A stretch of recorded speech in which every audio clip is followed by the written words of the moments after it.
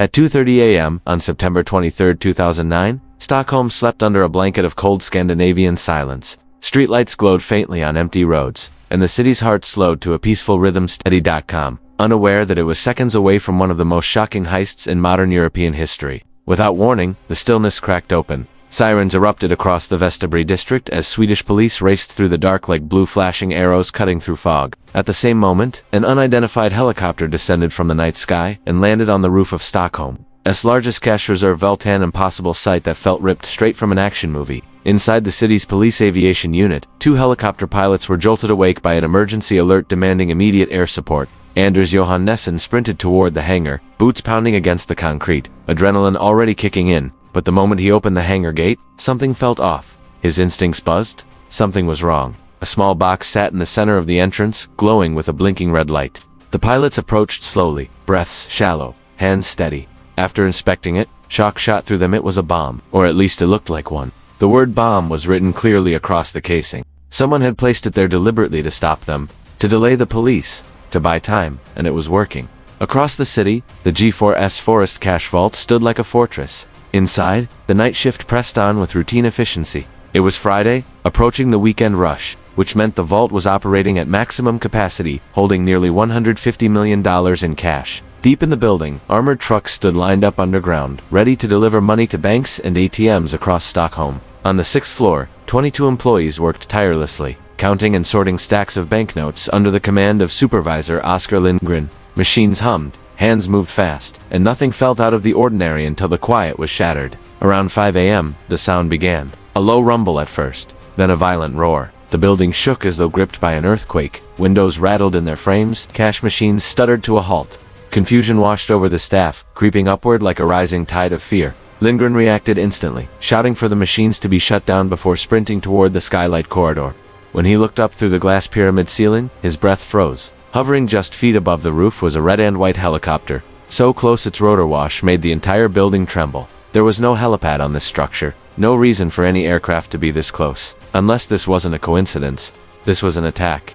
Inside the helicopter, masked men prepared to descend like shadows from the sky. The plan had been set in motion weeks earlier, during a secret meeting at the Skeptelman Island Pier. 3 men Colin Björk, Bojovic, and another associate sat in the cold night air discussing an operation so bold it bordered on madness. Björk leaned forward, eyes sharp, telling them he knew of a place where cash sat piled like mountains. A place nearly impossible to reach, unless you flew in from above. Bojovic agreed immediately. "I'll get the helicopter," he said coldly. "You handle everything on the ground." That simple declaration set off a chain reaction. Bojovic contacted Milan Su, a former mafia member living in Belgrade, seeking logistical help.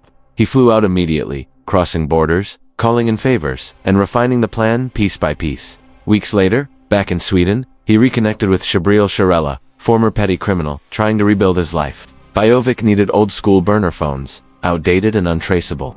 Sharell secured 5 within hours, handing them over like delivering weapons. The phones were distributed to the team, each one a lifeline, each one a link in a secret communication web. One team member, Nemanja Alec, was given perhaps the most dangerous task: infiltrating the police helicopter base. He drove to the meeting facility and surveilled it for days, recording flight schedules, hangar routines, and security patterns. By the night of the heist, he knew everything he needed. At 2:30 a.m., while hiding in the trees outside the helipad, he watched the last police helicopter land. The pilot shut off the engine, locked up, and walked away. When the coast was clear, Alex sprinted across the darkened runway, planted fake bombs at the hangar doors, and vanished into the night. With the police grounded, the sky belonged to the robbers. Meanwhile, 100 miles north of Stockholm, 4 masked men stormed a private hangar and stole a Bell 206 Jet Ranger helicopter. They fired it up, lifted off the ground at 4:43 a.m., and disappeared into the early morning darkness.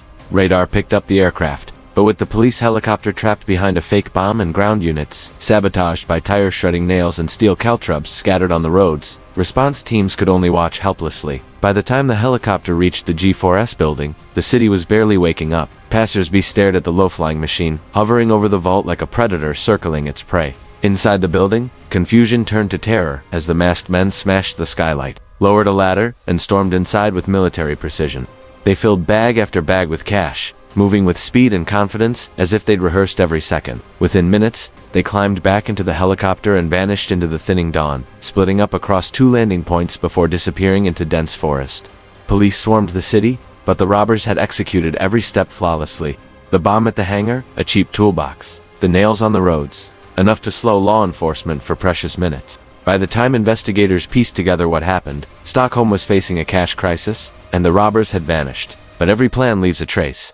Sweden's National Criminal Investigation Service had been watching Bojavik for months, suspecting he was planning something big. After receiving intelligence from Serbia about his contacts in Western Europe, investigators dug deeper into phone records. A pattern emerged. 5 phones, forming a closed network, active only on the day of the heist. One phone pinged near the helicopter theft and naturally leading straight to Alexander Eriksson. From there, the dominoes fell. Bojavik, Eriksson, Sherrill, and several others were arrested. DNA found in the helicopter eventually linked Sifak Hatim, captured later in the Dominican Republic. But not everything was recovered. Of the nearly $5 million stolen, only a portion was ever found in Bojavik's apartment. The rest, millions in crisp Swedish banknotes, vanished without a trace, swallowed by the perfect crime that became known around the world as the Stockholm Helicopter Heist. And even today, more than a decade later, the unanswered question still lingers in Sweden's criminal history like a ghost. Where did the missing millions go? And who is still out there holding the final pieces of the most daring skyborne robbery the country has ever seen?